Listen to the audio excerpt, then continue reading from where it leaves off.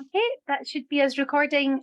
So for those people who are joining us on the recording, welcome to the Autism Understanding Scotland and Scottish Ethnic Minority Autistics webinar looking at autistic communication and culture.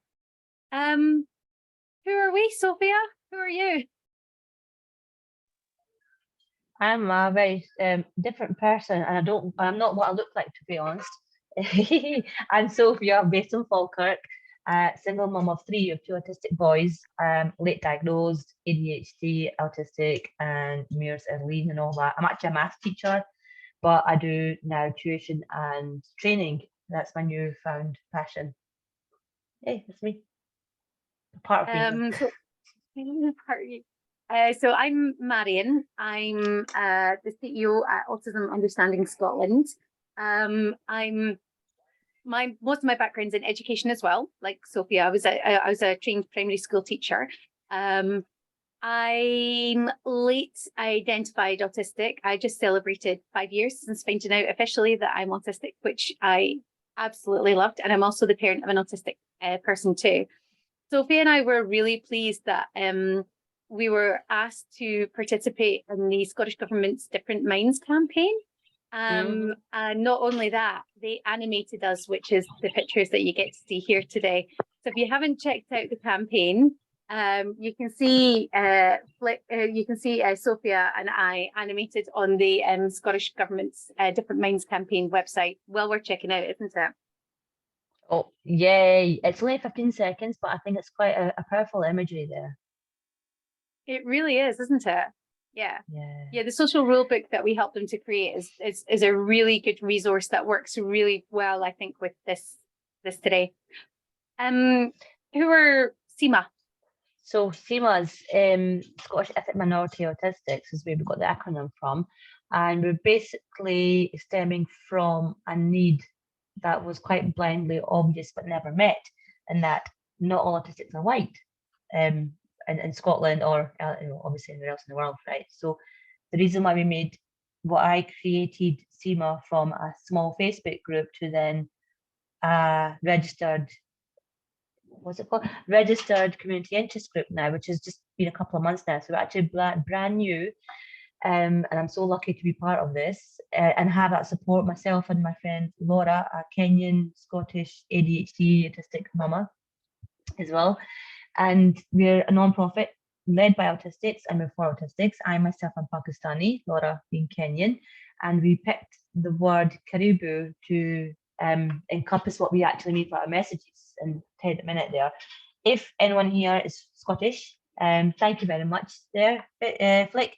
We have, if you're Scottish, if you're ethnic minority, and if you believe you're autistic, diagnosed or not autistic, please do come into our little small groups, peer support group that we have.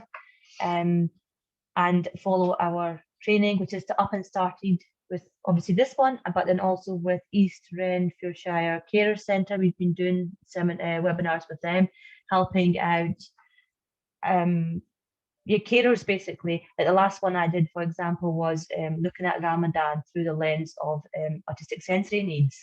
And that was a really, really interesting one because I kind of lived it as well after that seminar. The webinar, I kind of lived all of that I had talked about myself. Next slide. Cool. I don't have access to the slides. Or do I know it's yourself that's doing it? So Karibu is a Swahili word, and it's really apt the way we want to, the message that we want to. Sorry, it's evening, right? And my head's a bit strange right now. But yeah, kindness, achieving, respected, included, bold, and universal. I think for me, being respected and being bold is quite a big thing, because trying to advocate for our needs as autistic people is already hard. But then when you're a person of color, a woman of color, and then also visibly Muslim, it's been extremely difficult to be taken seriously, and not just another angry brown woman or angry black woman. Tropes the stereotypes that you get, we actually have lived that. It's not just a stereotype, it's unfortunately a lived experience of ours, and we don't always tend to feel included in spaces, whether it's spaces that are talking to minority ethnic people or spaces talking to disabled people. Sometimes we don't feel, because we're both, and each of them are missed out, which is why it was important to bring it together and say that, well, you will get neurodivergent autistic people in communities of Eastern cultures, and you'll also get disabled people and, brown and black people within, when you talk about disabled people as well. It's a conversation that happens on both sides, but separately. And so the whole point of SEMA is to bring them together. Right, I think that's beautiful. I absolutely love it. I think it's such a bold, such a bold message. It's such a good message as well. I think most people who come along know a little bit about who Autism Understanding Scotland are, but since you've introduced SEMA, we're also a national autistic non-profit organisation. We're a registered charity. We were founded by myself, our lovely colleague Felicity, who's with us today, and our other colleague Julie, another one of our colleagues, Julie Brown. Our motto is keeping you in the loop, which we chose because we have our infinity loop as well, and it's keeping people up to date about, what autism is and how to support autistic people. But our other one that we kind of use is about reframing the narrative around autism, because we know that, especially in April, there's an awful lot of really negative narrative that goes around about. So we're definitely trying to reframe that today, and especially if anybody saw our social media today where we're talking about autistic strengths, that's very much key to what it is that we're doing. But what are we going to do today, Sophia? Oh, you're muted. You're talking about autistic culture, along with looking at the differences between autistic communication and non-autistic communication, and even highlighting our differences of autistic communication, even though we're both autistic, and we're looking at communication across different neurotypes, because we're all different, aren't we? It's like biodiversity. That's what we're talking about, right? So even with the culture, we have those bits common grounds, but then we'll have some differences as well that being aware of really does help with the relationship building. Absolutely. So we had fun when we were thinking about what autistic culture is, and we came up with a couple of different slides. I think some of these things are going to be quite self-explanatory, but some of them might need a little bit more. We're really looking forward to announcing our next Autistic Pride event. And we love the International Day of the STEM as well, which is another kind of, celebration of autistic culture as well, isn't it? International Day of Mourning is something that some people might not have heard, but it's whenever the disability community mourns those disabled people who have died before they should have done. Bins, same food, info dumping, I think are words that we use quite often within the autistic community, aren't they? Yeah, you probably see them in lots of memes as well, with the whole social media and everything, and the rise of autistic content creators. These words are quite common. Then you've got culture, the creativity, because that whole myth that autistic people aren't creative at all, because they're just actually our creativity is very different. Then you've got the autism creature. Oh yes, blame the autism. It's the autism. Okay, the one that I got told recently was, you can't blame your autism for talking to people like that. It's your autism that I can just park somewhere. I don't know what it is, but like you accessorize it with it. Yes, of course I do. You put it on with your scarf. You're fine. I think especially with my scarf, isn't it? I should have it cam. No, if you keep it cam underneath the scarf and everything, then you're doing it then top scarf. So infinity is a symbol that people will see again with our representation, our logo, just like every other type of logo, that you get the power of having infinity as opposed to other misrepresentations. It just shows that, well, first of all, autistic brain is very much infinite, and our differences are very much infinite. The fact that we always say it's a spectrum is because we're all sorts. In fact, I'm just going to put my camera off. You can see my lovely logo there of the infinity loop, but it's the brown version of a different spectrum. There you go. So we show off there of our lovely logo. And then sensory support and clothing. This morning, my son came up to me and with a pair of scissors and says, "Mum, go cut this tag." I goes, "Oh, sweetheart, you wouldn't be autistic if I wasn't cutting this off, honey." And he's like, "Of course." So we're doing some cat It's a rite of passage for autistics, isn't it? There was just one or two, I think it's because he's not well, and so he could really feel it for this one. it's not even a new pajama or anything, but just because he's unwell, so his heightened sensory difficulties. But you can take over from there. Yeah. The flags, whenever we sort of mentioned the flags, we're thinking about, things like the Autistic Pride flag that we sometimes get flown in different places. And the Scottish Government quite often flies the Autistic Pride flag on Autistic Pride Day on the 18th of June. Vegetarian is a term that got coined by one of our lovely service users who's given us permission to use it. That's when you have a diet that is almost completely made out of beige foods. The chips, the chicken nuggets, toast, plain pasta, that kind of thing. Yeah. Our communication style, which we're going to be spending the rest of the webinar talking about. Fandoms and specialist focus, I think, is one of the most joyful aspects about being autistic. And especially whenever we find other people who are really into the same kind of fandoms and specialist focuses that we've got, it's really fun. I would say that a lot of autistic people are multiply neurodivergent. So most of us are neurodivergent in a couple of different ways, several different ways even. So we're often not just autistic, but some autistics are also ADHD, some are dyslexic, some are dyspraxic, some have dysgraphia, some are all of those all put together.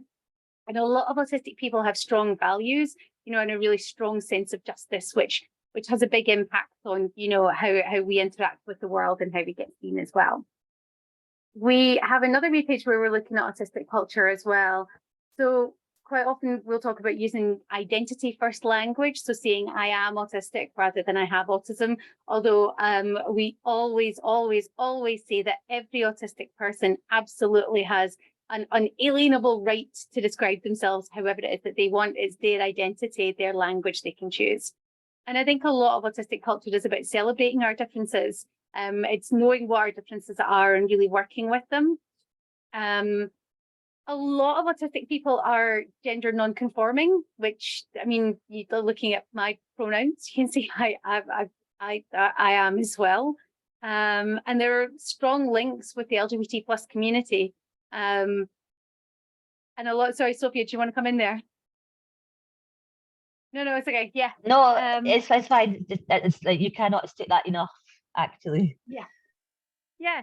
I think so many autistic people identify as being part of the LGBT plus community as well. There's really, really strong links between the two. And we know that the trans people are 3 to 6 times more likely to be autistic as well. So there's a really strong link, a strong bond, I think, between the autistic culture and community and the LGBT plus culture and community too.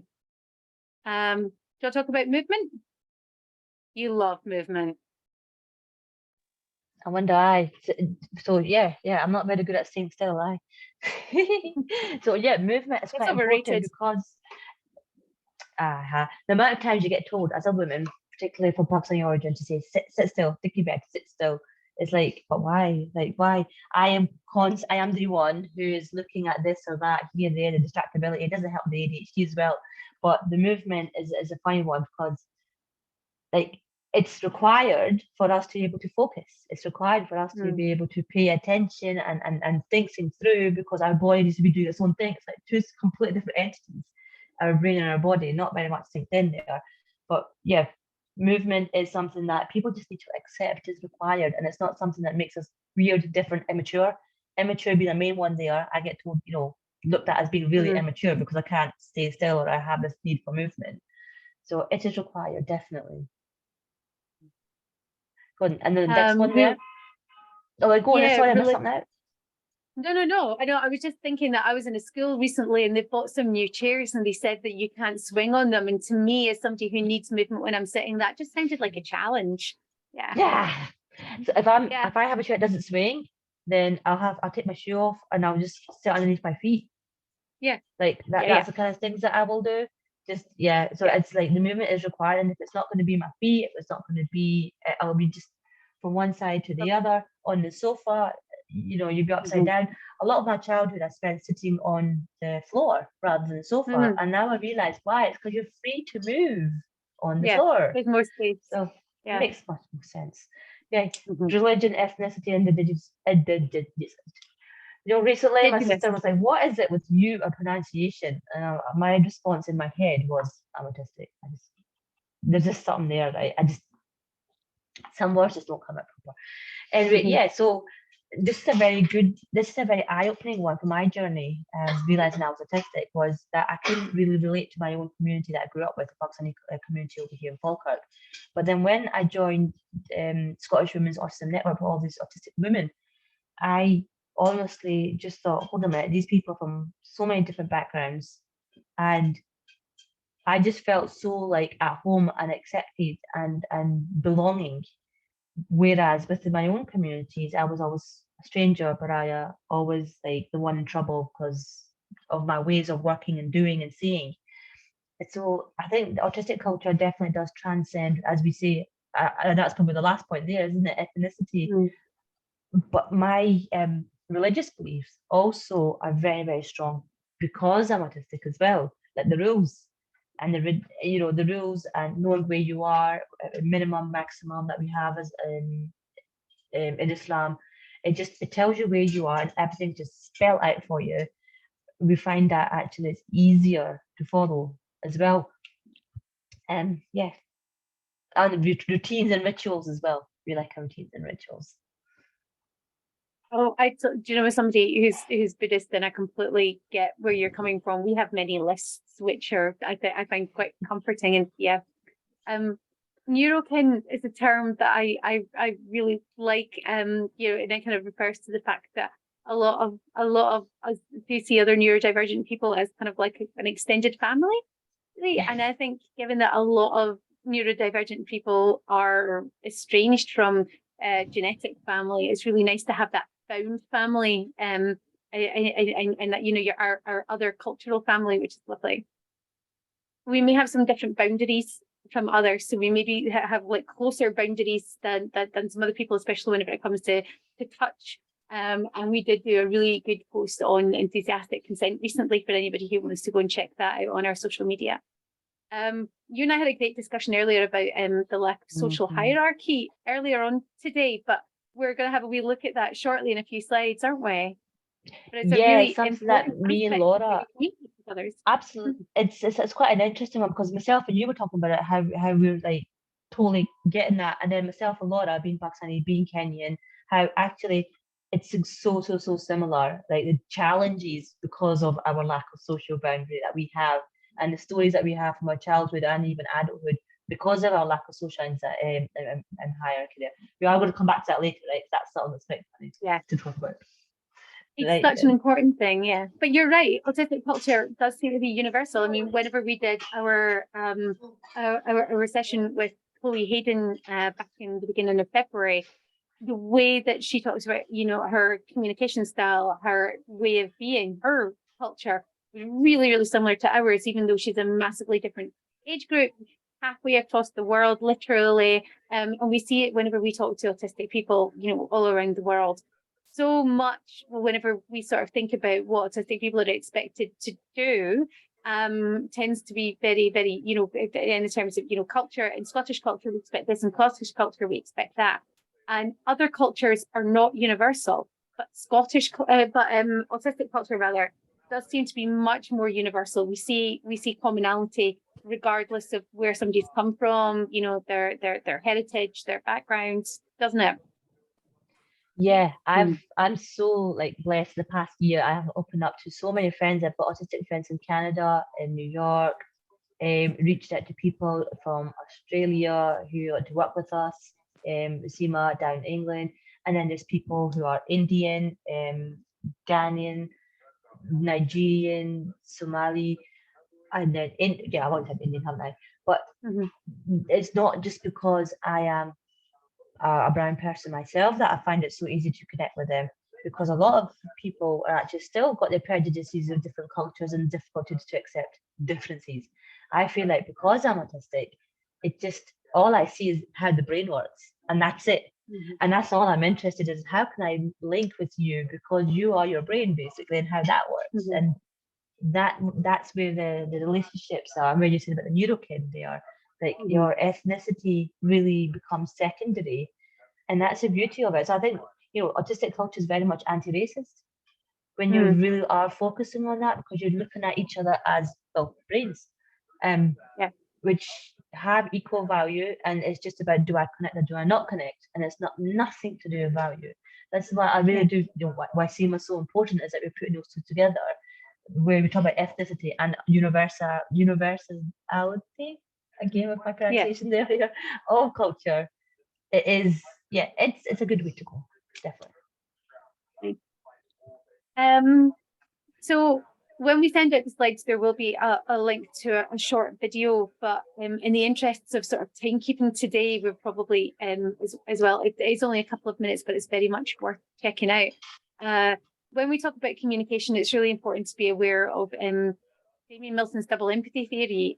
Damien Milton is an autistic researcher who about 10 years ago posited that there isn't a problem with autistic communication. Autistic communication is often referred to as us having deficits in social communication, deficits in social reciprocity, deficits when it comes to theory of mind and all sorts of things. But he very much said, I don't think that this is necessarily the case.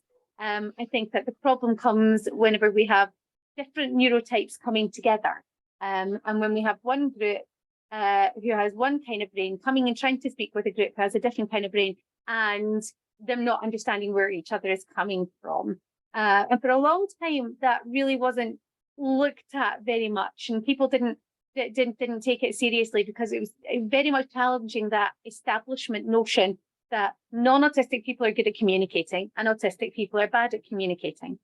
But Catherine Crompton did a study in 2019, and the results very much showed that autistic people are just as good at communicating as non-autistic people when we're communicating with other autistics. If not slightly a tiny bit better, yes. A tiny bit better. Just a tiny bit better. Aye. And the only problem comes from when we're communicating with somebody of a different neurotype, right? Yeah, then it's slightly different. Yes, I know, Felicity, you just took those words out my brain actually right there. I'll give you an example of this, right? Myself and my nephew were talking, and he said something, and his mum and other sister, they misheard, and they were like, what are you talking about? And I instantly, even though it was a bit of a mishearing there, Miss Sonia and all that, I exactly knew what he was talking about. It's like that connection right there. And then what my other sister said, that it's because neurotypical is totally missed out on that communication bit. It's just like that. It's just so much easier to get each other. And here's another interesting one, is that we don't, when I'm talking to another autistic person, I don't need to use the same number of words or expressions to explain myself, because the other person gets it. And if I'm talking to a non-autistic person, or even worse, a neurotypical person, it takes so much more energy to explain my point of view. And that energy there is lost, and therefore that communication isn't going to be as good quality as it should be or needs to be. And so, Catherine Compton's study is amazing. In fact, this particular video is really good because it's quite visual.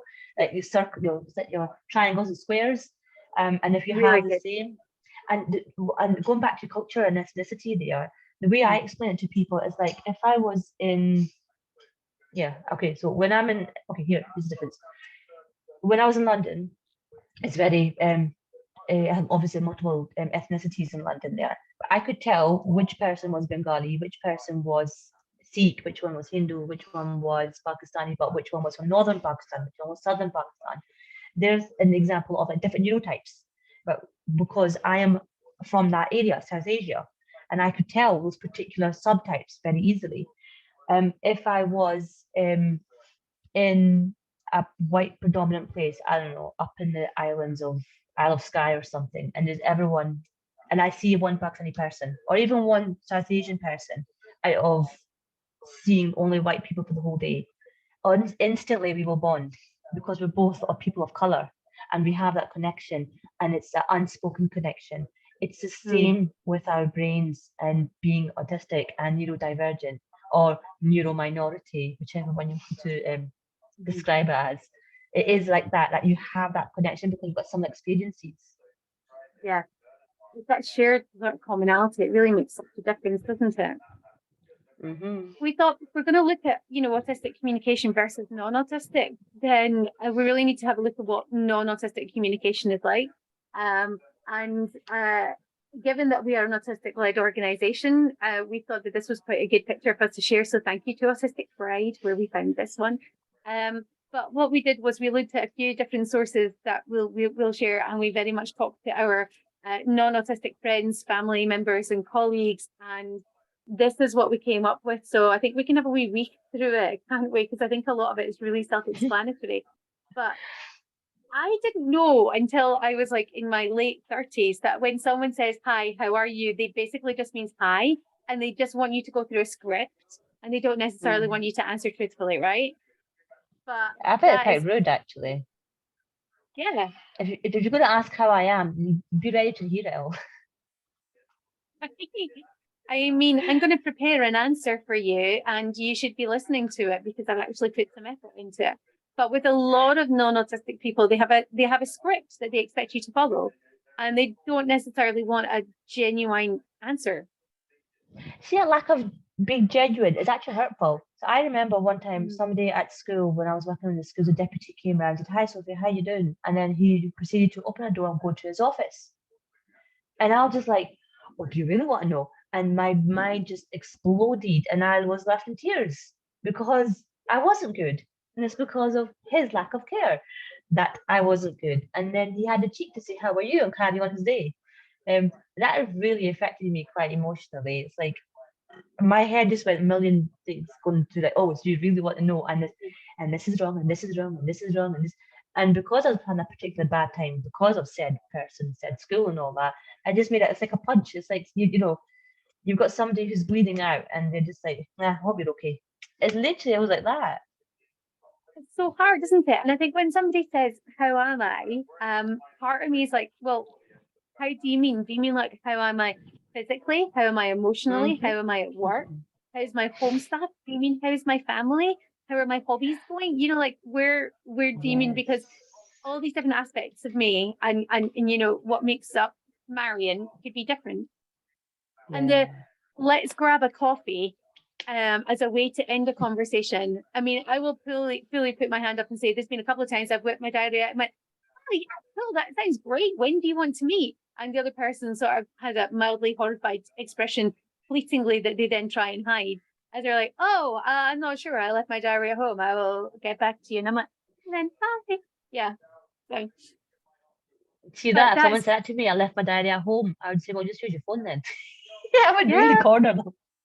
That's fine. You asked me for a coffee, that's happening. But when I sort of say to non-autistic people, do you ever say, let's get a coffee sometime as a way of ending a conversation with no expectation to have the coffee? So many of them are like, oh my gosh, I do that all the time. And they don't realize how unclear their use of language is. Will we have a look at the next one as well? That one's fun too. Yeah. I'll be there in a minute. Oh, that's a story, isn't it? I've got a wee man behind me as well, but I'll be there in a minute. I didn't realize how literal my young man thinks until this episode happened, which I'll never forget my whole entire life. Like, I'll be there in a minute. I said that to him, and he starts counting 1, 2, 3, 4, up to 60. And I was up in the loft. I was like, okay, hold on a minute, right? Count up to 60. Okay, and he started screaming at me. You said a minute. Why did you say a minute? Well, it's not going to be a minute. Okay, give me another minute. It just came out my mouth. Right? Okay, so he starts counting again. 1 to 60. And I'm like, oh, what did I say that for? And I said, okay, so I'm so sorry. Because learned language as well. Like when we say in a minute, I actually don't mean in a minute. And actually, I've done that myself as well. Someone with my children say, I'll be there in 2 minutes. Oh my God, well, I'll do it back to them. I'm not any better than my children. I will count 2 minutes. They'll be like, so why are you not here? And I'll go crazy at them. It's been 2 minutes. Why are you making me wait? I can't wait. It just, that is so bad. And then is the kettle on? Maddening, isn't it? It is maddening. But I mean, like, is the cat, look, just tell me if you want a cup of tea, just tell me. Like, I might make you one. I might not if I can't for some reason or other. But if you want, can you put the kettle on? Tell me you want a cup. Yeah. It is. It's like, can you put the kettle on? Okay, I'll put it on. That's it. You might want to make some pasta or some noodles. I don't know. Like, tell me what it is that you want. Yeah. Oh, did someone leave the cap off the toothpaste? Did someone forget to put the bin out last night? It's always usually almost always rather. Did you leave the cap off the toothpaste? Did you leave? I forget to put the bins out. Yeah. Or go, Yeah. I'm always like looking around, they talk to me, because unless you're actually saying to me, it just goes over my head. It's like, if you're going to talk to Yeah, me, then talk to me. Don't, I know. simple enough. Oh, tell me honestly, and they still want it sugar coated. I think it's a Yeah. different level of honesty. I think we've learned it's something that we actually have to learn for the sake of keeping the peace. Like what Mm, levels are required at what times. It's a bit of effort from our end. Again with teenage kids as well. You know, as a teenage daughter as well, I have to be very careful how I'm saying things, but that doesn't always happen because I don't have the brain space to think that far ahead. Like if I say it like this, and it's going to be perceived as that. So it's more mhm, like I'm just yay for I love autistic honesty. It's mhm. good, but sometimes it might crush someone's soul by accident. I think what I've kind of learned is that if I want reassurance, I will very often talk to my non-autistic friends and family members. And if I want like brutal, like gut honesty, I'll talk to my autistic friends and family. I had an autistic family member. I asked them how my hair was sitting one day recently, and they said, "It looks good, and you definitely don't look fat." And I'm like, "Okay, cool, thanks." Hey, I I prefer appreciate that all feedback here. honesty. Mm-hmm. Like that. I do. And I know to take it kind of at face value. Oh, and I hate that don't worry about it, it's fine, because you have to then look at the facial expressions and read the tone and look at the body language and then try and figure it out from there. But sometimes the tone might I just find it really difficult. It's like, if it's fine, then tell me, but if it's not, then tell me too, you know? Yeah. Add that on to our high anxiety, like absurdly Yeah. high anxiety, and also rejection sensitivity. On top of that, Brilliant. someone says it's fine, and we know that they sugarcoat things and they talk ambiguously because it's so ambiguous to say that I'm fine. Then anxiety goes up crazy, and you can't sleep at night for many nights until you've actually cleared it. Are you really sure? Another person might be going on with the day happily, and then we're just left in Yeah. bits like, oh my god, I have this really hurt somebody that I love and care about. Um, Yeah. yeah, just if you really are fine about it, you kind of need to kind of prove it. I don't know, like Yeah. need some evidence to back that up. Yeah. Yeah. Be reassured. Don't say it unless you mean it either. Yeah. Yes. So I think the main thing that we want to do with these slides is not to bash non-autistic communication styles. It's really, really not. The main thing that we want to sort of emphasize from this is that a lot of the time, many non-autistic people are not quite as clear with their communication as they maybe think that they are. And it's to highlight why some autistic people might get a little bit confused and a little bit mixed up with some communication that they get from some non-autistic people. There's nothing wrong with non-autistic communication. It's a completely valid style. It just sometimes clashes with autistic communication styles. Is that fair to say? I tell my daughter to see if you just be really good at autistic communication, right? That's just sorted for life, man. All your relationships will be all good. Just you be accurate, you be explicit, you check for understanding, you give examples. You know that you'll never have any relationship problems. There you go. It's a gold standard. Sorry, that's my bias view, though. Well, we started having to think about, autistic communication. What is autistic communication then really like? So for anybody who's with us who's not autistic, and they really want to understand, then hopefully the next wee set of slides will give you a bit of an insight into it. And hopefully as well, for those people who are autistic, but they've not really explored autistic communication too much, hopefully it'll give you some validation. I love this picture from Tea Turtle, and we're not in any way affiliated with Tea Turtle, but we did get in touch with them to ask, can we use this picture? And they said yes. And I'll totally, I've got this T-shirt myself because it completely encapsulates my reaction to small talk whenever somebody tries to make small talk with me. But we thought it would be a good introduction to it. If you're ever wanting to talk to somebody about autistic communication style, here are roughly, this would be one slide that we would say, if you've only got time to show them one thing, then this is it. So we're going to go through each of these different aspects of autistic communication and talk about, what we do, how we do it, and how it sometimes gets interpreted. So will we crack on and have a wee look at those? See that? See, clear use of language. I've got that funny TikTok as well that I made. I'm off to get cured to talk ambiguously. I know my That's loved quite ones funny, isn't sometimes it? do. Even the grown adults in my life, they will talk ambiguously, and then I find it hard to take action because it's so ambiguous. And if that tiny little bit of clarity, it's like having it light off and on. It's like that difference of Yeah. talking in the dark and then put the light on and actually seeing what you're doing is helpful if you are very, very clear and explicit in your language and what you're trying to say. Yeah. I think a lot of times, I'll have said something to somebody who's not autistic, and then I'll leave the room, and then what I'm expecting to happen after that is completely not what happens. And then I'll go back and I'll say, "Oh my God, what went wrong here?" And it turns out that they might have listened to the words that I said, but instead of listening to those words and taking them at face value, they went looking for subtext that isn't there, and then they acted on the subtext. So, and then I'm like, but I didn't mean that at all. You're kind of imagining what I might mean, but I literally said the words. So why would you do that? But that happens quite frequently, doesn't it? That they say one thing, actually mean another. So then they expect other people to be doing the same thing too, don't they? Another one is when you're using very clear language, it's sometimes like we are kind of egotistic and, thinking that we're better than the other person because we're using more language to say something. And, the whole teacher-student kind of scenario with the again, ironically, the social hierarchy, it can be interpreted as that we're Miss Know-it-all. Yeah. You're Mr. Know-it-all, whatever. It's like that you know better. Because of the way you're talking down to someone just because you're using very, very clear language. Yeah. But it's just very because, strange. but when we've been misunderstood so often, then we try to use even clearer language because we want to avoid these misunderstandings. Yeah. Yeah, back with that anxiety and rejection sensitivity and all that. Exactly, yeah.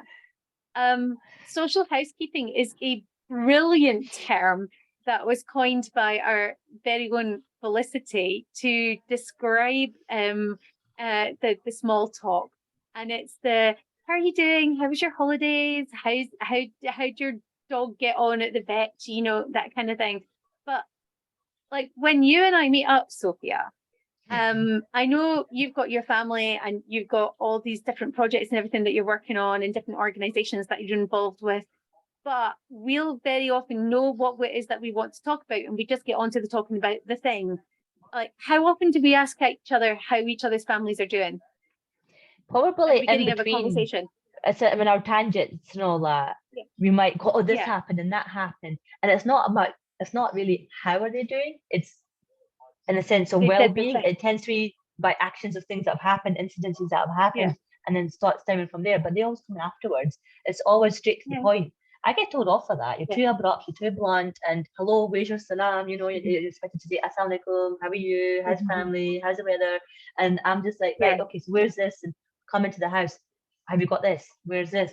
My sister's online here. She'll testify to this. But we've learned that when me and you are talking, we'll go straight to the point. So are we meeting today?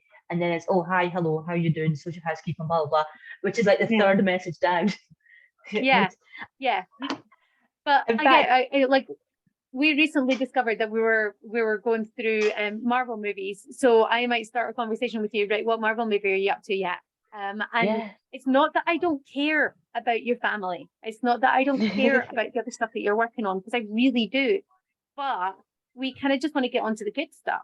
But I was saying this in a training session the other day, that if somebody comes up and they spend 5 minutes talking to me to just butter me up for a favor, like I've had it in the past, like a colleague comes up, spend 5 minutes making small talk, which is really exhausting for me. And the only reason they're doing it is because they want me to forward on an email or something. Like literally just send me an email saying, can you forward on this email to me? And then, so that spending the 5 minutes doing small talk just to butter us up for a favor seems quite false to an awful lot of autistic people. It can be perceived as rude to an autistic person.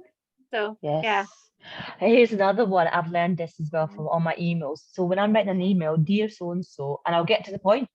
And because it's writing, I always go back and then I'll write in, oh, so how are you doing? but that is never the first thing that I write. It's always get to the point where you know, the whole subject of the email will be written out first, and I'll get to the end, and I'm like, oh, hold a minute, let's insert. It's always an afterthought. The insert as, I hope you're well. Do the same thing. Do the same thing. And interrupting. So a lot of the because I know that we interrupt each other all the time when we're talking, and that's just natural for us to do that. But a lot of the time when we interrupt, it can be to validate what somebody is saying, like, oh yeah, I totally agree with you. And it can be, you know, to share personal stories, to empathize. So if you tell me about a problem that you're facing, I might interrupt with a problem that I faced in the past that was really similar, or one that I'm going through just now.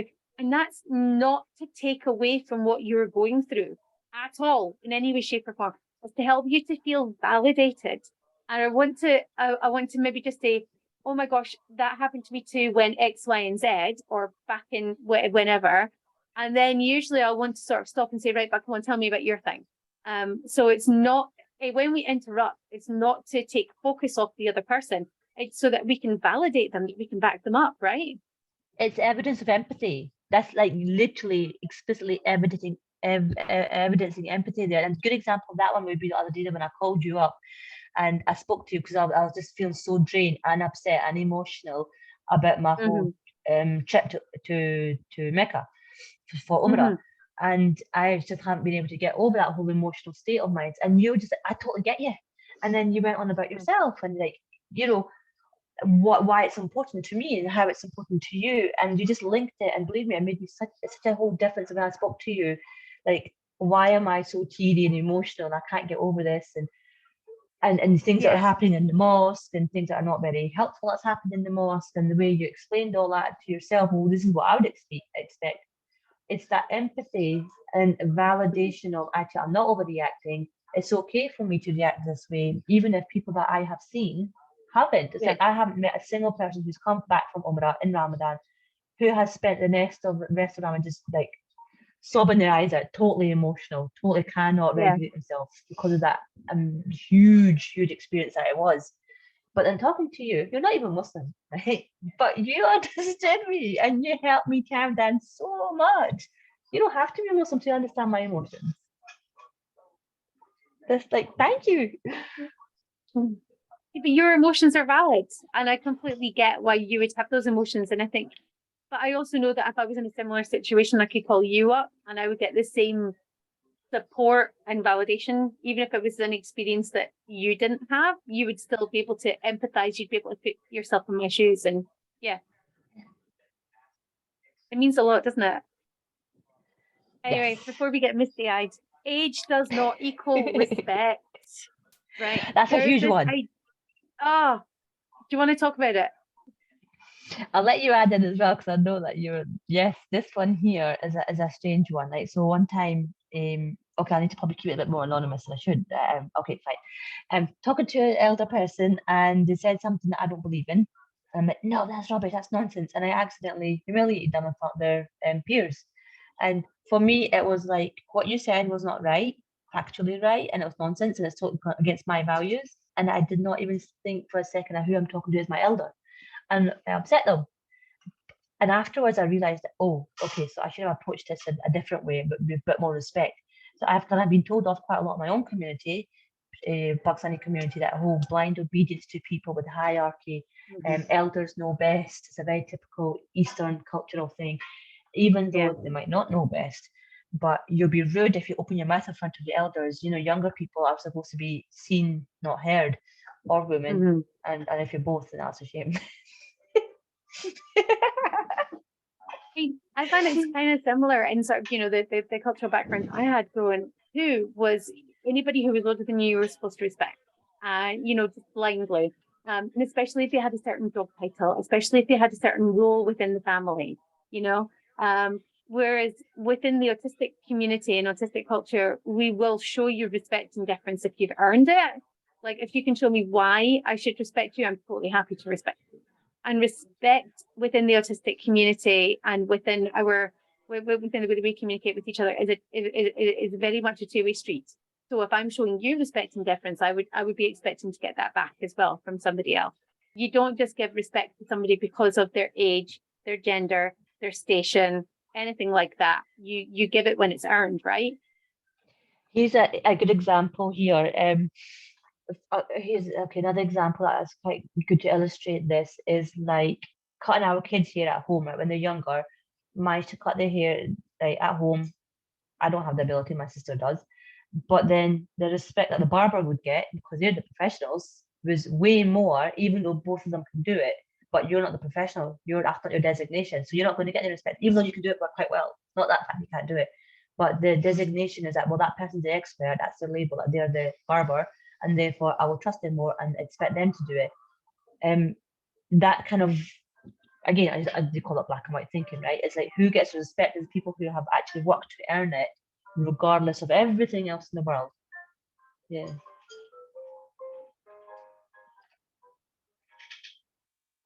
Definitely not. Yeah. So Yeah. No, I completely agree. And then, you know, that defiant, you're willful, you're disrespectful. If you don't give it, it's not helpful. It's not how we would react to it, is it?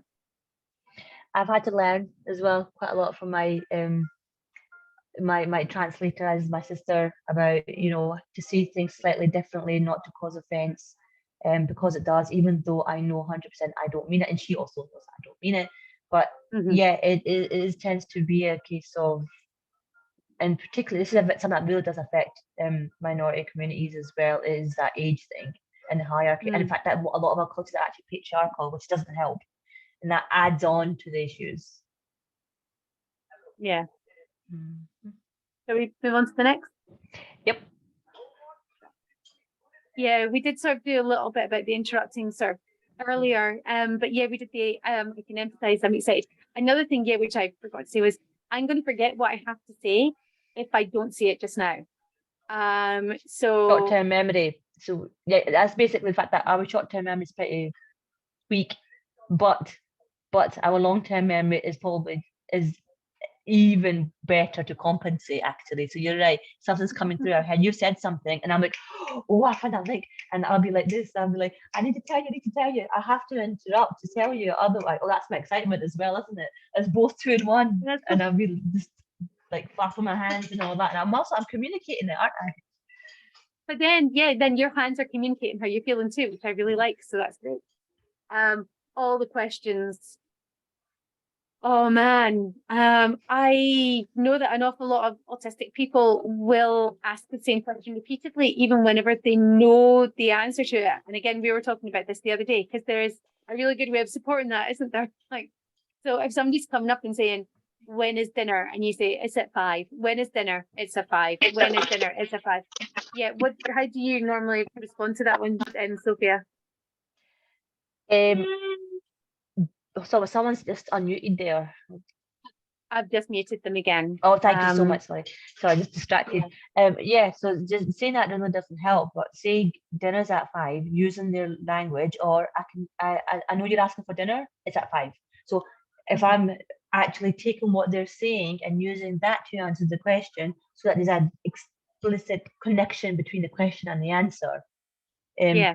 And you know what this reminded me of? See, back in primary school, you're asked your comprehension questions, you know, where was the key? And you were always taught to say, well, the key was, and we were always taught, use the question and the answer. We were always taught that in school, right? Yeah. So it's good practice to do it outside, I think. Yeah. I think as well, if I ask a question, I need to know the purpose of doing something. And I said that, so if you want me to do the thing, then tell me why I need to be doing the thing. So that might be where that question is coming from.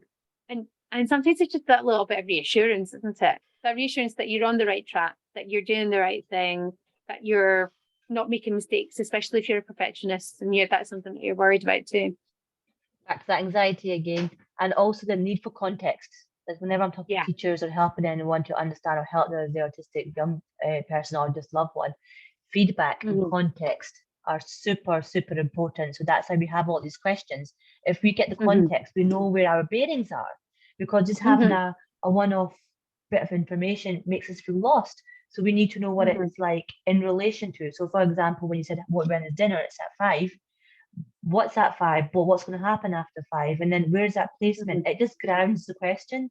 I don't know how. Yeah, It's something that's very intangible. I'm trying to make it tangible here. It just gives it yeah. the Gives it context of, weight. okay, so Yeah. dinner's at 5, and then the structure of the day, which is mental in your head, it's a mental image of the structure of the day, Mhm. it gets fitted in. Mhm. Yeah, it's so much more helpful.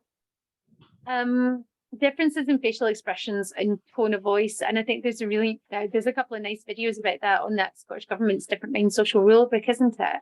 I'm finding that like the later in the day it is, the less able I am to modulate my tone of voice. And so many people find that they might think, oh, you're bored, you're not as interested, and like I really am. It takes effort to modulate my voice. Um, and I think as well, there's been some more and more studies coming out that show that non-autistic people are not as great at reading facial expressions as they think that they are.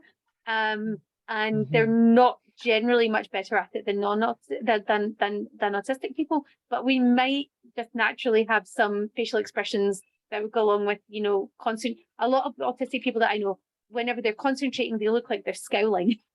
I know a lot of people will come into the office and say, "Oh my God, Marion, what's going on with you?" And I'm just like, "I'm fine. What's happened? Why are you worried?" And they're just like, "Oh, you just look really upset." And you're like, I'm fine. I'm just concentrating. Yeah.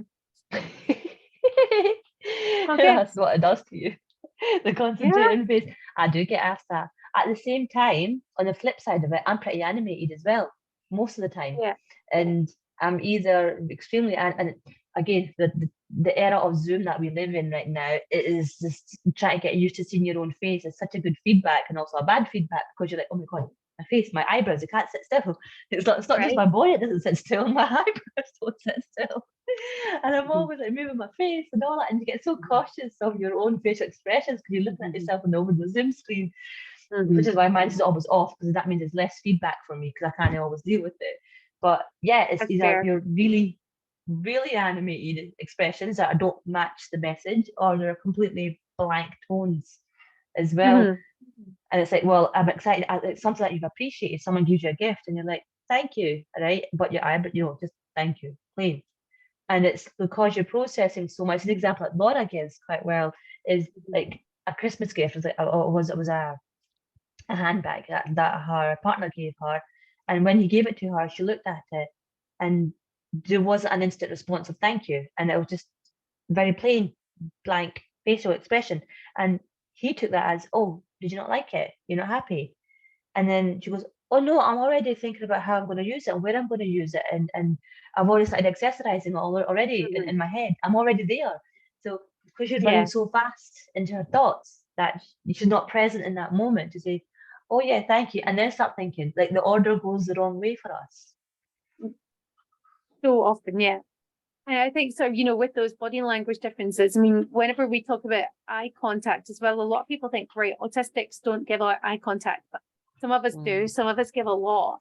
But I mean, whenever we're doing training sessions we're talking about eye contact, I always ask like 2 questions. And the first one is, how long are you supposed to give eye contact for? And then nobody can tell me an answer. And then I'm like, okay, right. And the second, rhetorical question is, which eyeball am I supposed to look at? Because you've got 2 of them, right? So which one am I supposed to? And nobody knows. And it's not, and it's really hard because so many autistics have been told, you need to look me in the eye, you need to look me in the eye, you need to look me in the eye, because that's what's expected in Scottish culture. And it really is a very cultural thing, because in other cultures, looking somebody in the eye is seen as an act of defiance. It's seen as being quite rude, isn't it? So it's not necessary for communication, but we sometimes will train ourselves to look at somebody in the eye, but then we don't know when to look away. And if we look at someone, if we give them prolonged eye contact, that can either be seen as flirting with them unintentionally, which can have really dangerous consequences if you're flirting with the wrong person, or it can be seen as an act of aggression, which again can have really dangerous consequences. So this obsession with getting autistic people to look you in the eye can put us in real danger, can't it? It's not I a had safe thing. it reminds me of a very uncomfortable situation, which I again, anonymity. Somebody that I know had a bit of trouble with the police, okay, person of colour, which is then obviously worse. An autistic person of colour just makes it even worse. And they were getting spoken to by a police officer, and the police officer was basically, they said, look at me, I'm talking to you. And that person just couldn't. That young person really could not look at them. And they were told, this person, the young person is autistic, by the way. At the beginning, they were told that. And yet they were like, look at me when I speak to you. And it was so intimidating. It just made things even worse. And then even making it worse was that then out of nervousness and anxiety, the young person started laughing or giggling, which was then perceived as further disrespect. Oh, you're laughing at me. What do you find so funny? You know, how dare you? You can imagine all that going on for a young person of colour, autistic young person of colour, and how daunting and just yeah, it's quite traumatizing actually. And then the parent subsequently did put a complaint in to say that, you know, you need to be a lot more educated in this if you know that this person is autistic. And even if that person wasn't autistic, they're a young person, if this is a case where the police had to get called in, clearly it was a very sensitive situation in the beginning anyway. But yeah, being told, when I'm talking to you, teachers do that. You know, when I'm talking to you, look at me when I'm talking to you, or listening eyes and listening ears and listening bodies and all that. You get from nursery that this is on you. You know, you get taught this. It's quite flawed, very, very flawed way of doing this. It really is. And I think, you know, there are so many differences in how we use body language that just need to be, you know, if I'm fidgety, then I'm just trying to get myself comfy. You know, I'm just trying to focus. It's not that I need to get away. It's not that I'm distracted. And there's nothing wrong with, you know, pacing, walking up backwards and forwards, you know, doing things. We don't all need to be sitting crisscross applesauce on the floor to be listening to. The best we listen is actually when our hands are actually doing something else. That's the best time when I'm having the greatest conversations, and I'm in the kitchen and I'm cooking and I'm having a good conversation there. I find that so much more easier and relaxing and less natural, right? It's less exhausting. Yeah, that's a word, because it's like, and then it's not exhausting afterwards. Exactly.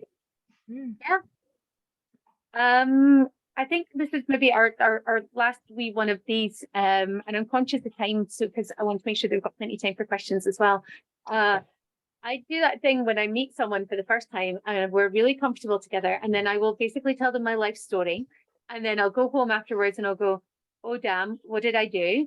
And then the next time I see them or I'm in a similar situation, I will completely undershare, and then I'll go, oh damn, why didn't I tell them this? And then, you know, you get told, you know, are you trying to hide something? Are you not reliable? You're just a bit extra. You're a bit too much. They just don't care. And it feels really difficult to know exactly where you're at, because what is okay to share in one situation might not be okay to share in another. So, what do you care? I get told off by my kids by that. I overshare so much, and my kids tell me off so much. Do you have to narrate everything? Do you have to share everything? You're so embarrassing, Mom. And I don't realize when not to share and when to share. To be honest, I still don't always get it right. Is that a terrible thing though? And does everybody always get it right all the time? Because I've had conversations with people where they may not necessarily have been autistic, but they might have been, who knows? And then they've given me basically their life story really quickly too. And do you know what? I love it whenever people feel really confident that they can open up to me. I think that's nice. I'm going to keep their confidence. I'm not going to like tell everybody. One problem though, undersharing. You're at the GP. I'm looking at my GP records the other day there, and I'm like, hold on a minute. There's so much more problems that I am living with that the GP doesn't know, and it's because they ask you how you're doing and all that, and you can't you forget. B, you're just like, all right, and we're kind of sometimes have a very underwhelming response to things, and we just don't share because we don't know to what extent we need to tell them. So that can go against us as well. It's like, oh no, but they said that's fine. But you know, and I think balance. Felicity and our lovely colleague Anne did a webinar on this for another organisation earlier on today, where they were talking about, you know, practicing what to say whenever you go into these situations. And it's actually okay to say these things, but sometimes, you know, sort of saying what it is that you want to say out loud in advance so that you can get used to saying it in these different situations can sometimes be really, really helpful. And you can feel a bit daft standing in front of the mirror saying, I have a big pain in my leg and I need you to have a look at it. But if it helps you, then whenever you're in that future situation, it can really, really be helpful, can't it? Or undersharing can be a problem, definitely. Really can. Info dumping, though, I love when people info dump at me. I so do. They get so excited and their hands flap, and you can see them basically bouncing up and down if it's something that they're really excited about. I think that's beautiful. It's really brilliant. Thank you. I appreciate you. So it makes I think it's a whole love lovely. language, Marion. That's what I said. It is to a my love son. language. They're like, my son, I was like, do you feel loved? And I let them in, you get to talk to me about your favorite things. And he goes, yes. That's just the way, that's the one way. If you want to make him feel loved and happy, is just shush and listen to him go on about tanks or wars and all the politics or random things that he loves to talk about. Is just that's him feeling loved, respected, included, and happy. Isn't that what we want for people around us? I mean, anyone who lets me talk about Star Trek for 2 hours, like nonstop, is totally aces in my books. So yeah, but it's how we bond with somebody. I've got a friend who's got some really shared special interests to me, and sometimes we'll talk about those shared special interests. But sometimes she'll talk about the stuff that she likes that I'm not that fussed about. I love when she does that because she's so enthusiastic about it. But with some non-autistic people, then they might say, you're being boring, you're only talking about this one thing, but they don't necessarily recognize that we see it as a way of bonding with others, do they? That's it. It's like when a child comes home from school and they've got this mucky wee rock, right? And they've presented that little mucky rock to the parent and saying, this is my love for you. It's like that. We won't say, we're not going to say, oh my God, disgusting, chuck it out.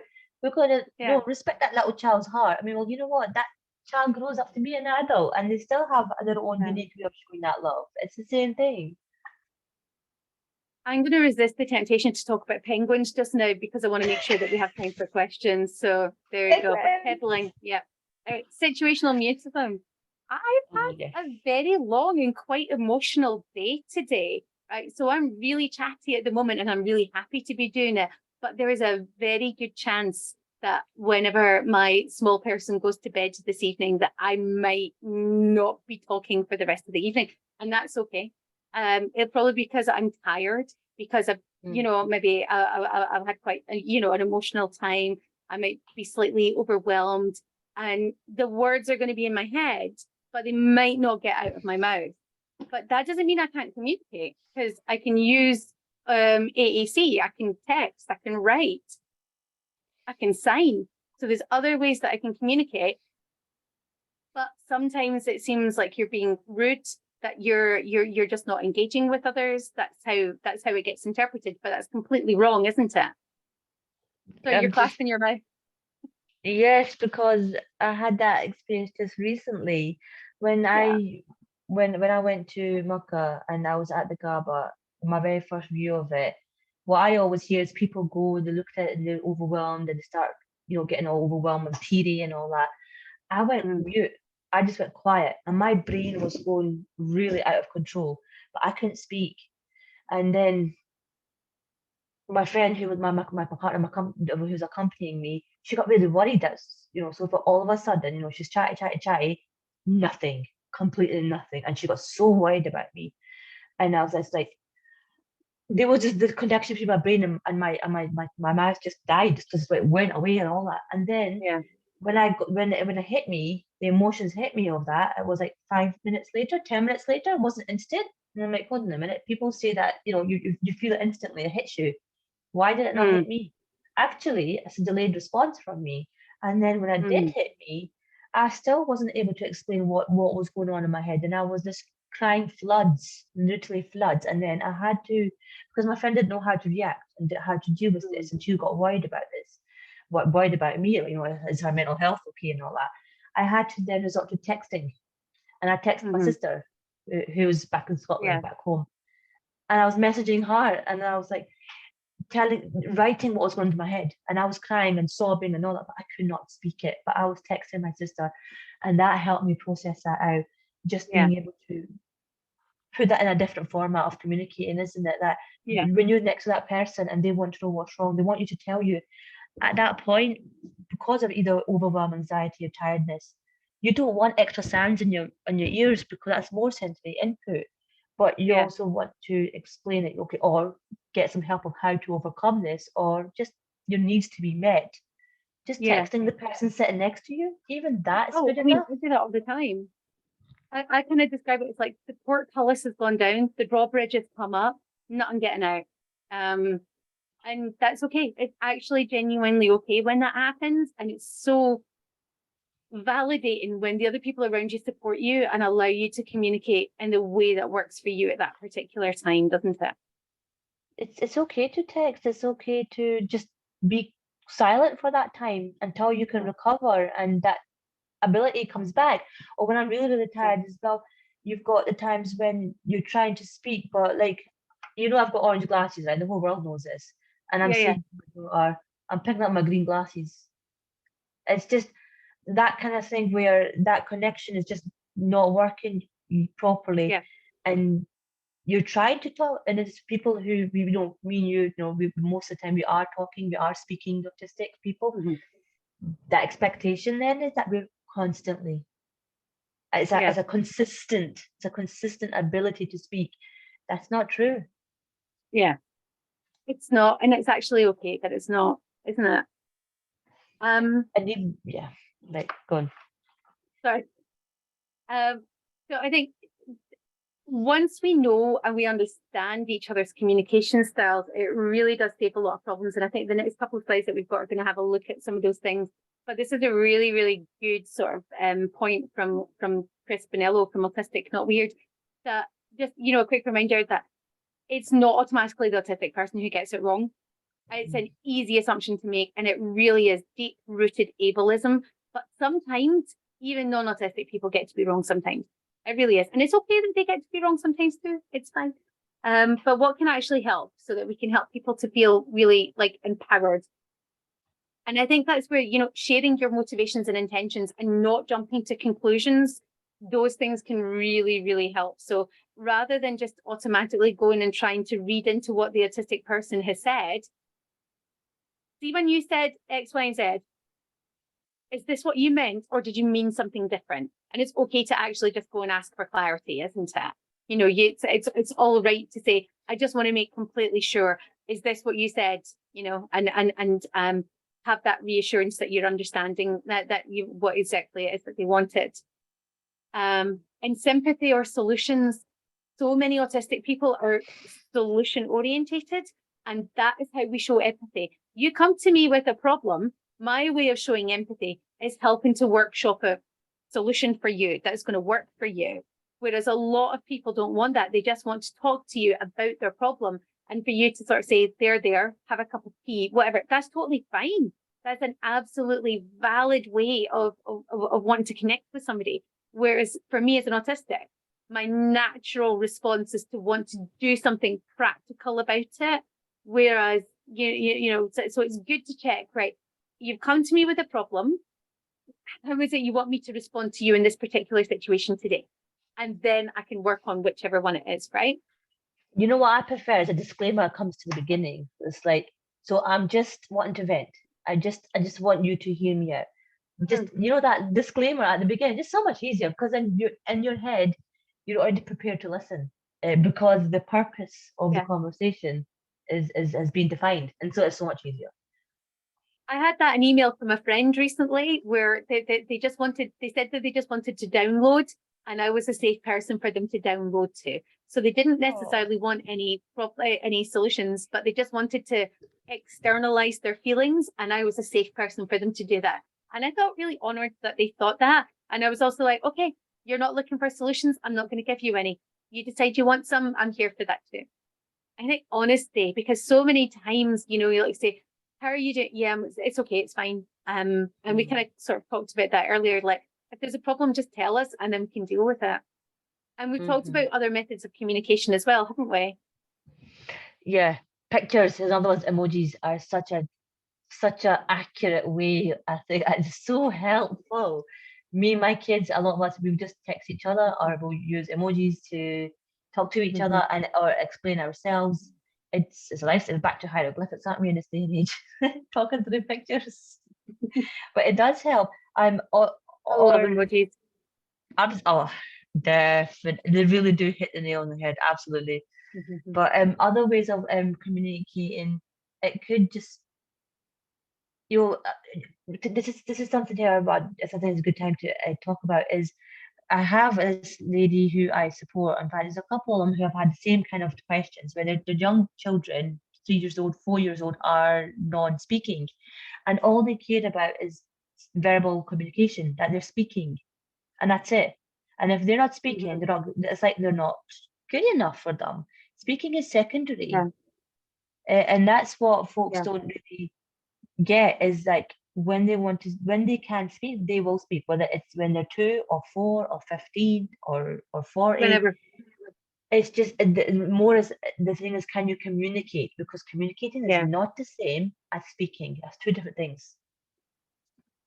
We've seen as well some people who might be sort of trying to encourage children to use communication boards and insisting that they communicate within a communication board, even though they've clearly communicated in a variety of other ways. What it is they're looking for is just for the trying to understand each other's communication styles. We have this lovely story for this this couple that we know, sort of friends of AUScot, where they have a child who had to take a COVID test, and the non-autistic member of the family was a wee bit worried about the child's ability to do the COVID test properly.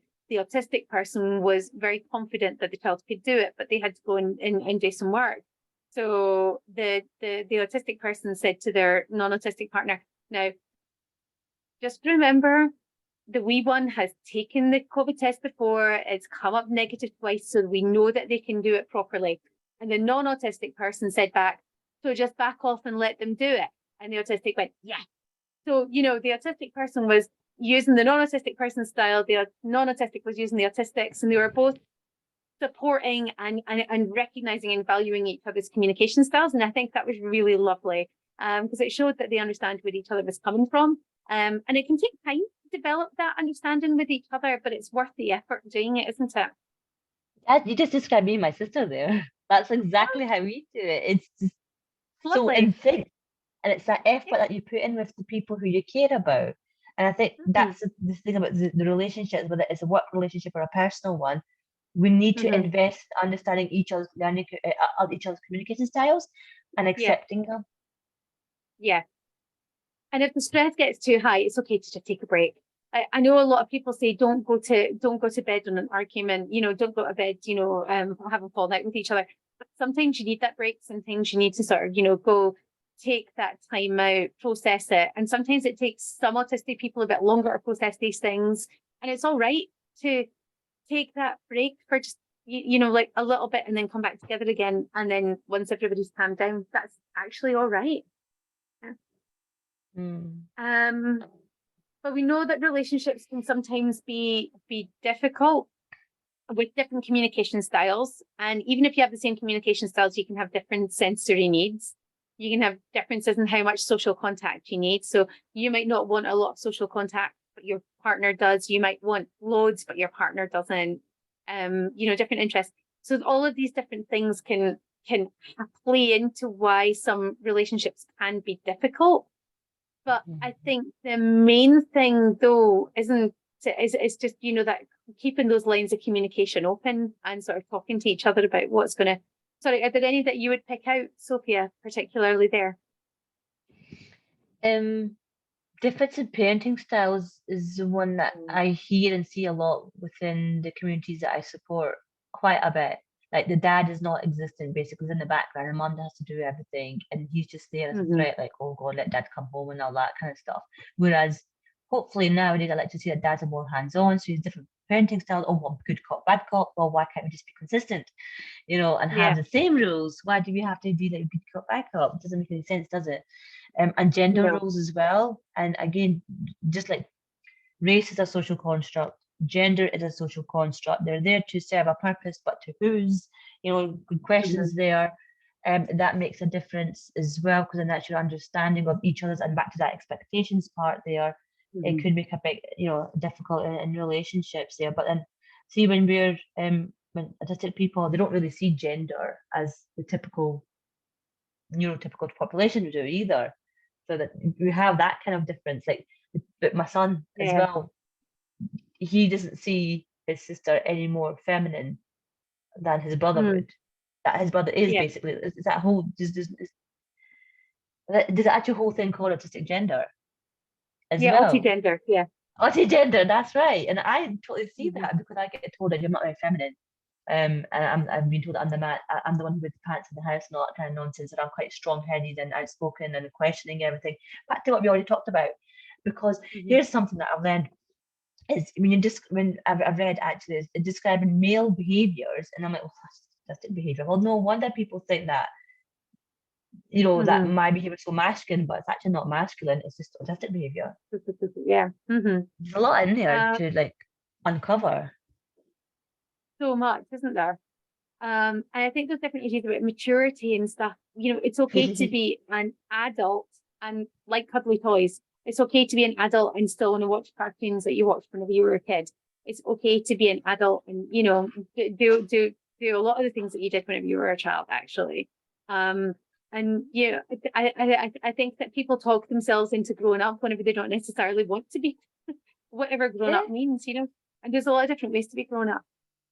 How about being an old soul, right? The young little kids who said that they've got an old soul, right? And then when we're older, you're too immature.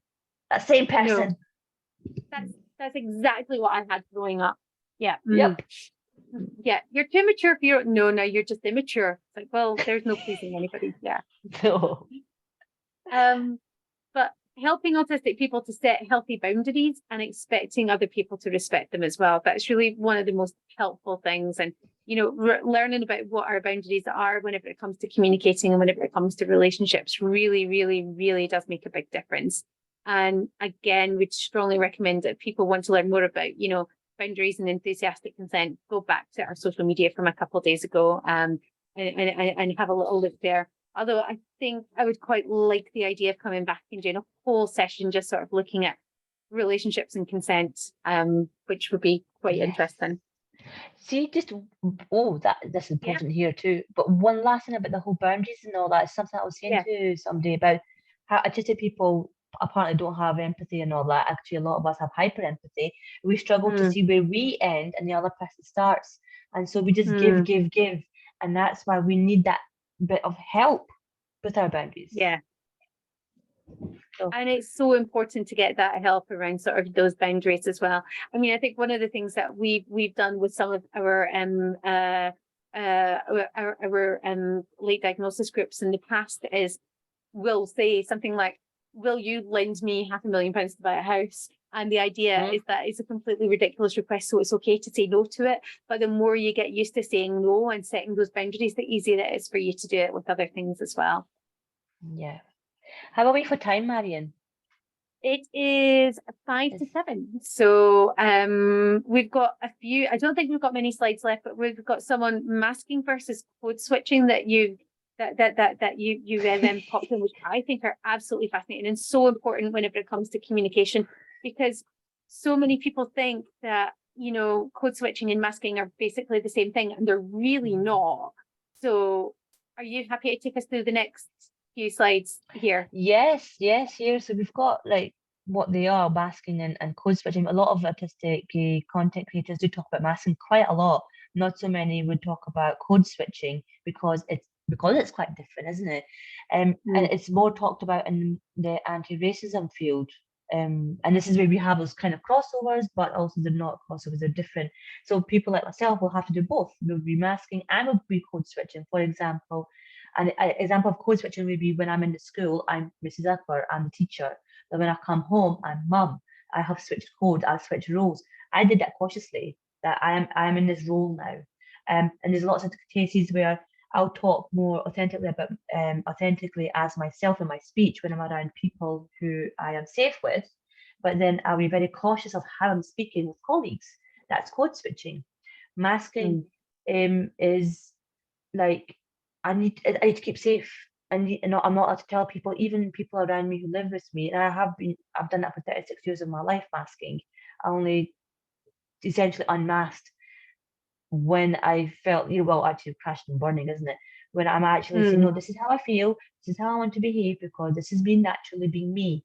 And that's me. I'm pulling it off, and this is me. Whereas the code switching still hasn't come off yet. I'm still doing some of that. It depends where I am. So next bit. So masking, yes, trying to appear similar to the neurotypical person, because that's the accepted norm, isn't it? The whole don't fidget and all that stuff. Code switching is an unfortunate what's the word, symptom of colonialism and white supremacy that we are in this world. As a whole majority of, and it's not even the majority of people, but it's the majority of where the power is, and it's all about the power imbalance. And we have to kind of fawn to the hierarchies for our survival. And a lot of, well, just about all Black and brown and people experience this. So when you've got the both, the whole intersectionality bit, again, the impact on our mental health is detrimental. You want me to speak, John? That'll be the next bit then, isn't it? Yeah, because it'll be the how.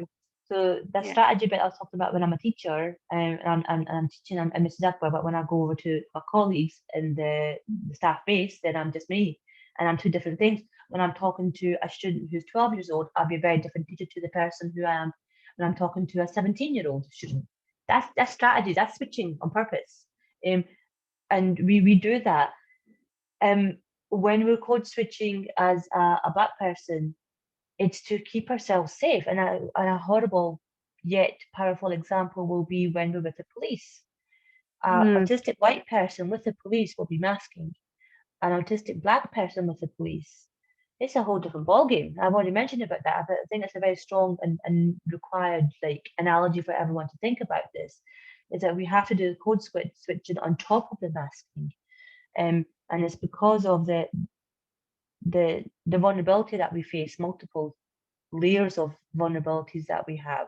And it's quite unfortunate. We might, with the autism acceptance, hopefully maybe get, where point we can mask. Sometimes unmasking is dangerous because of the perceptions of other people and the whole aggressive behavior, which is actually not aggressive behavior. It's a need not being met. Is there anything else you want to add on to that? I think it's the only thing that I would say is that whenever we're talking about, masking and sort of being very much aware that different countries may have different ideas about autism and ways, there are some countries in the world where it might be easier to unmask than others. And it's always a really good idea, like if you are traveling abroad, check out, what do they think about autism? Well, what's their understanding? Is it safe for me to be openly autistic in this space or not? And it's really sad that we're in that situation that we have to think about it. But I think it's really important still, because we never sort of blindly tell people that they should just stop masking, because we know it's not safe for everybody. So the impact, yes, they're both extremely exhausting, and definitely it has a huge impact on our identity. So when I did start unmasking, my autistic identity was at the forefront, and I think it was a big change for my family that all she ever talks about is autism, all she ever talks about is being autistic. But that was me just rediscovering my identity, because all up until that point I never belonged anywhere. I had no place to fit in. I didn't know where my identity was. I thought, okay, I'm just a Pakistani Muslim woman, and that's it. And I was struggling at being a Pakistani Muslim woman. I was doing really bad at that, to be very honest. But then when I realized, actually, I'm an autistic Pakistani Muslim woman, I'm actually doing pretty well now. All of a sudden, adding that part of my identity on to how I think about myself improved my mental health, my confidence, and how I can even help other people, because my sense of identity was more secure within me. And that's huge for anybody from all identities and all backgrounds. Knowing who you are, how you are, makes such a big difference. So so that the masking kind of takes that away from you, and you're denied all that support, and you actually, that internalized ableism kicks in, causing further trauma and with mental health difficulties that you'd get.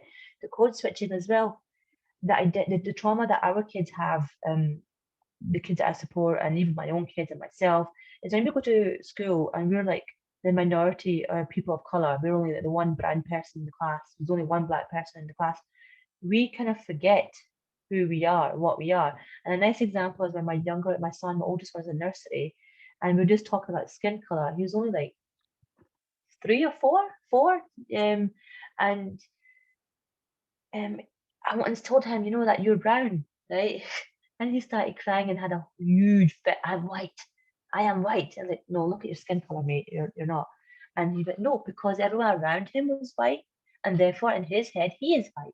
So then for him, I'm not wearing Pakistani clothes. I'm not eating Pakistani food. I am not talking in your language. It was that whole identity being lost because he wanted to fit in with the people around him because it's more secure. And back to that first slide on this is, you know, being closer to the white supreme norm, because that's the norm and that's majority. So he lost his own identity. Growing up now, bless him, you know, he eats all his food. He loves wearing Pakistani clothes. He actually asked me to buy some for him. He loves his Pakistani food. He asked me to teach him how to cook it. He picks his language, in fact, more so. And he's happy with his identity.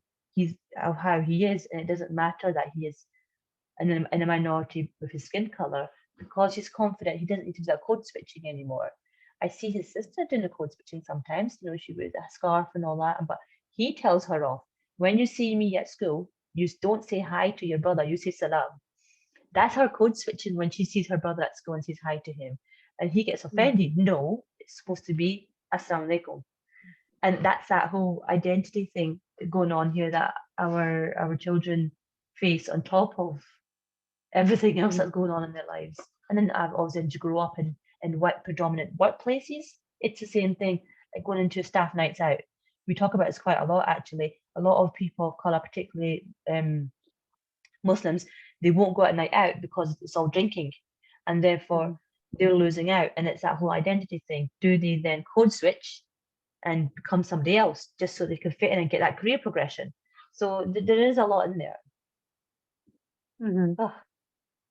Thank you so much for sharing that, because I know that is also emotional effort talking about these things too, and you know, we really appreciate you sharing that really difficult lived experience, but it's so important that it gets talked about. And you know, it's so important to have you all talking, to have SEMA along talking about it as well, and sort of sharing that lived experience. I think we've just got there we go.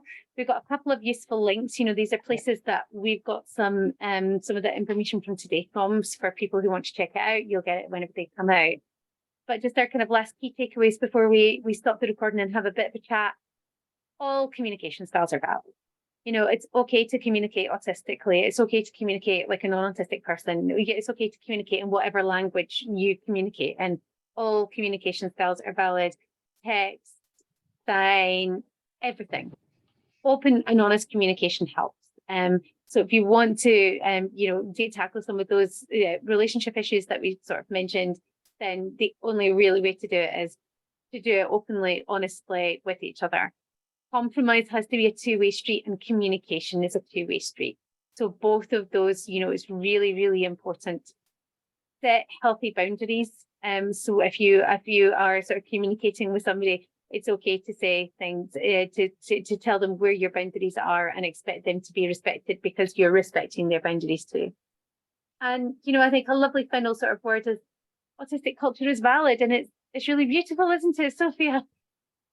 Absolutely. I wouldn't have met you otherwise. I wouldn't have you to, you know, pick up the phone to and talk to, because sometimes talking to you beats talking to anybody else that I ever know, because of our connection that we have and that understanding.